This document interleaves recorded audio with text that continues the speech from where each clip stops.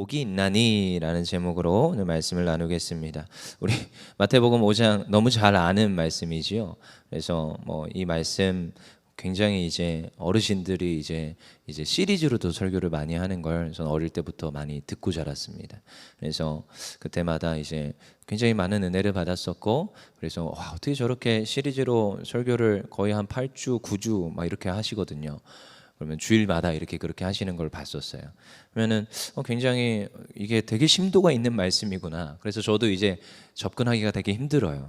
왜냐, 여러분, 신약이라는 게 사실 이렇게 예수님의 이 산상수훈이라고 하는 이 말씀은 구약을 관통해서 함축하는 의미들을 굉장히 많이 담아냅니다. 그래서 그냥 이렇게 단순히 이제 글을 읽고 성경을 이렇게 글을 읽고 문자 그대로 해석하기보다는 성경에 있는 함축된 의미들이 굉장히 오늘 많이 담겨 있는 게 어찌 보면 이 팔복 설교입니다. 그래서 제가 이거를 디테일하게 할 수는 없고요. 그냥 이걸 보는 눈들을, 그리고 앞으로 여러분들이 읽으면서 이 심도 있는 의미들을 더 깊이 되새겨 보셔야 되고, 그리고 나중에 또 이제 기회가 된다면 시리즈 설교로 또 만날 날이 또 있을 거예요. 그럼 그때 더 심도 있게 한 절 한 절 이제 보시면 되는 거고요. 근데 이제 저도 이렇게 생각을 하는 거예요. 이게 과연 이 구약의 의미들을 이렇게 관통하여서 우리에게 주는 의미가 무엇일까 이제 고민을 해보는 거지요. 여러분, 이 팔복 이제 읽다 보면 가장 먼저 전 떠오르는 찬양이 있어요. 여러분 아십니까? 심령이 가난한 자는, 아시죠? 천국이 저희 것이요, 애통하는 자 복이 있네, 위로를 받을 것이요. 이거 하자면은 끝나는데 쭉 가지요. 이 찬양 근데 제가 되게 좋아하는 찬양입니다. 그냥 이 찬양이 하다 보면 가사가 이 지금 성경의 내용들이 쭉 이제 마음에 새겨지고 또 이제 외워지거든요. 그래서 한번 나중에 오늘 기회가 되시면 찾아서 한번 들어보시거나 한번 불러보세요. 그러면 이 말씀이 그냥 가사에 녹아 있구나. 저 뒤에 되게 좋아요. 제가 되게 좋아하는 후렴이죠. 내게도 주소서, 더 높아요. 내가 복을 받기 원하네, 오 내 주여 주소서 아멘 하면서 이제 찬양이 있는데, 그렇구나, 복 받기 원합니다 이제 하는 거죠. 여러분, 근데 여기에 있는 팔복의 설교가, 이 산상수훈이 여러분 진짜 우리가 바라는 복 맞습니까? 여러분, 이 성경의 이 구절을 그냥 한번 읽어보세요. 심령이 가난한 자는, 애통하는 자는, 온유한 자는, 의에 줄이고 목마른 자는. 여러분, 의에 줄이고 목마르기를 원하시는 분들이 있습니까? 물론 이제 한 절 한 절 깊이 들어가면 이제 이게 해석이 되지만요. 여러분, 이 한 절 한 절이 세상이 줄 수 없는 복을 말하고 있는 거예요. 여러분, 성경에서 말하는 복은 그냥 단순히, 물론 이 땅 가운데서 누리는 복을 말합니다. 그렇지만 세상이 줄 수 없는 복을, 오늘 이 마태복음, 예수님이 선포하신 산상수훈이잖아요. 세상이 줄 수 없는 복을 누리라는 거예요. 그럼 복이 무엇이냐? 여러분, 구약에서 말하는 그 수많은 복들 우리 떠올려 볼까요? 시편 1편 1절 기억나십니까? 복 있는 자는 악인들의 죄의 꾀를 따르지 아니하며 죄인들의 길에 서지 아니하며 오만한 자들의 자리에 앉지 아니하는 그 복 있는 자, 기억하십니까? 그 악인들의 그 길로 가지 않는 것, 죄인들의 그 길로 가지 않는 것, 이게 복 있는 자라고 말하고 있습니다. 여러분, 이것을 이제 떠올리자면 아브라함이 받았던 복을 우리가 또한 떠올리죠.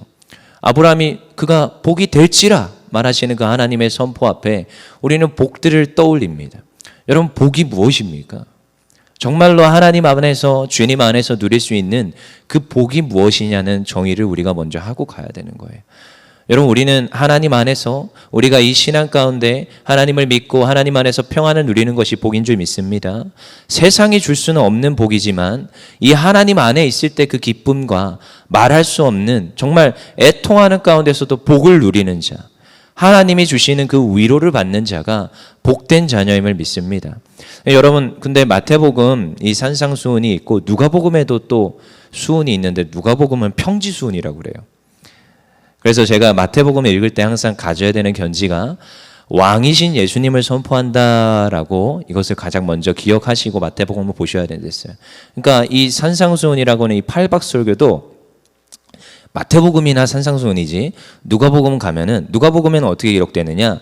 그 누가복음 6장 17절부터 이제 이어지는 산상수훈, 이게 그러니까 팔복설교죠. 산상수훈이 아니라 평지설교라고 그래요. 그건 뭐냐? 누가복음 6장 17절에 제가 읽어드릴게요. 예수께서 그들과 함께 내려오사 평지에 서시니 그 제자의 많은 무리와 예수의 말씀도 듣고 병 고침을 받으려고 유대 사방과 예루살렘과 두로와 시돈의 해안으로부터 온 많은 백성이 있더라. 그러니까 지금 예수님이 산에 서신 게 아니에요. 오늘 마태복음 5장 1절은 예수께서 무리를 보시고 산에 올라가 앉으시니 산에 앉으셨어요. 근데 누가복음에 있는 똑같은 팔복설교는 예수님께서 그들과 함께 내려오사 평지에 서신이에요. 틀리죠. 왜 틀리냐? 기록한 저자가 의도를 가지고 쓴 거예요. 누가복음은 치유하시는 그 예수님. 그래서 누가복음의 가장 핵심 구절은 누가복음 4장 18절입니다. 주의 성령이 내게 임하셨으니 이는 가난한 자에게 복음을, 내게 기름을 부으시고 나를 보내사 포로된 자에게 자유를, 눈먼 자에게 다시 보게 함을 전파하며 눌린 자를 자유롭게 하는 것. 이게 누가복음의 핵심 구절입니다. 그런데 물론 다 중요하지만 이제 핵심이 틀리고 저자의 의도가 조금씩 틀리다고 했어요. 프레임이 다르고 관점이 다르다고 했습니다. 그래서 네 가지 관점에서 예수님의 사역을 면밀하게 보여주기 때문에 우리는 이 예수님의 사역을 깊숙이 볼 수 있는 거예요. 그래서 이 마태복음의 이 산상수훈은 이런 이해도를 가지고 왕이신 그 예수님이 선포하는 팔복의 선포라는 것을 우리가 기억하면 좋습니다. 그러니까 어디에 앉으시는 거예요? 산에 올라가 앉으시는 거예요. 산이라는 개념이 뭐예요? 높은 곳입니다. 그곳에 섰어요? 아니요. 앉으시는 거예요. 물론 뭐 여기에 이제 성경학자들이나 이제 역사학자들이 말하기로는 그 수많은 이들에게 말씀을 선포하기 위해서는 이쪽에서, 그러니까 예수님이 이쪽에 쓰시고 이쪽에서 바람이 불어서 말씀을 전하는 그런 확성기 역할을 했다. 뭐 그런 또 이제 그게 있는데 그건 성경에 안 써 있으니까 저도 믿거나 말거나 모르겠습니다. 근데 산에 올라가 앉으셔서 제자들에게 말씀하세요. 근데 무리들이 모였는데 누구들이 나와요? 제자들이 나와요. 말씀을 듣는 이들은 누굽니까? 제자들입니다. 여러분, 뭐 제가 좋아하는 책 중에 팬인가 제자인가 뭐 이런 책이 있습니다. 팬인가 제자인가. 여러분, 우리는 제자입니다. 제자는 누구의 말씀에 귀를 기울이는 거예요? 스승의 말씀에 귀를 기울이는 거예요. 오늘도 우리가 예수님이 주신 이 팔복의 설교의 말씀을 들을 때에 때로는 제가 동의가 안 될 때도 있습니다. 하나님, 저는 의에 줄이고 목마르고 싶지는 않은데요. 하나님, 이왕이면 좀 배부르고 싶은데요. 이 인생 가운데서도 좀 배부르고 싶은데 이게 아니라 주의 말씀을 심도 있게 묵상하며 스승이 말하는 바가 무엇인가?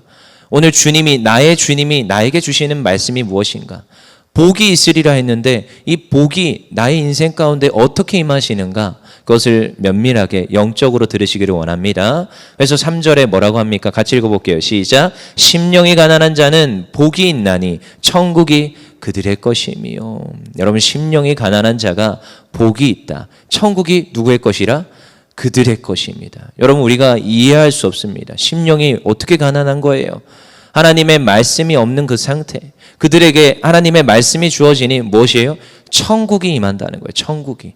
여러분, 이 땅 가운데 것을 누리는 것이 아니라 하나님이 주시는 그 하나님의 나라를 누리는 것. 그 뒤에도 똑같습니다. 애통하는 자는 복이 있나니 그들을 위로를 받을 것이라.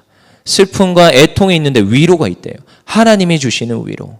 이건 우리가 신앙생활하면서 누리게 됩니다. 이상하지요? 정말로 공부하고 힘들고 저 세상 가운데 여기저기 다 치였다가 하나님 이 예배당에 딱 들어오는 순간 평안함이 임합니다. 저도 힘들고 공부한 때가 있습니다. 그럼 그때 하나님 집으로 오는 거예요. 그래서 제가 한 번은 너무 힘들어가지고 정말로 사람들의 오해와 멸시와 그런 조롱을 많이 받다가 이제 뭐 별거 아니에요. 근데 이제 제가 느끼는 그 정도라는 거지요. 그래서 정말로 힘들다. 누구도 날 이해해 주지 못해. 그러면서 이제 교회로 왔어요. 전 전도사니까 그때. 그래서 교회로 탁 들어가서 뭐 어디로 가겠어요? 이 예배당으로 들어가는 거예요. 예배당 탁 문을 탁 열고 탁 들어가는데 하나님의 위로하심이 임하는 거예요. 그래서 바로 의자에 앉아서 울었어요. 한참 울었어요. 하나님이 위로하신다는 걸 그때 처음으로 느꼈습니다. 그렇구나. 세상이 나를 위로해 주지 않아도 하나님 나를 위로하시는구나. 그리고 5절에 온유한 자는 복이 있나니 그들이 땅을 기업으로 받을 것이로. 온유한 게 도대체 무엇입니까? 여러분, 때로는 세상에 대적하고 맞서야 될 때도 있습니다. 때로는 나의 권리를 쟁취해야 될 때도 있습니다. 근데요, 때로는 침묵하고 잠잠해야 될 때가 더 많더라고요. 특별히 예수님을 따르는 제자라면 더 그러야 될 때가 많습니다. 저도 하필이면 이름이 요셉이라서 어디 가서 빼박이에요. 저한테 자주 듣는 소리가 가톨릭, 천주교 사람이냐 세례명이냐 이렇게 물을 때가 있어요. 그러니까 어떻게 해도 둘 중에는 벗어나갈 수 없어요. 개신교 아니면 가톨릭인 거예요. 아닙니다, 전 개신교입니다 라고 이제 얘기는 하지만 어떻게 해야 돼요? 온유해야 돼요. 때로는 나의 권리를 요구할 수 있고 내가 때로는 그들에게 따져 물어볼 수도 있지만 온유해야 되는 거예요. 근데 이것만이 아니라 많은 신앙의 부분에서 온유해야 돼요. 그들이 무엇을 받는다? 땅을 기업으로 받는다. 야, 요즘 땅 좋아하잖아요. 오해하시면 안 됩니다. 이거는 하늘나라의 유업을 받는다는 거예요. 천국을 누릴 것이라는 거예요. 여러분, 그래서 뒤에도 동일합니다. 의에 줄이고 긍휼한 자, 마음이 청결한 자, 그들에게 복이 있는데, 화평케 하는 자는 복이 있는데 그들이 다 무엇이에요? 이 세상이 줄 수 없는 것을 하나님이 주신다는 거예요. 그래서 이 찬양의 끝절에 뭐라는 거예요? 내게도 주소서, 내가 복을 받기 원하네. 오 내 주여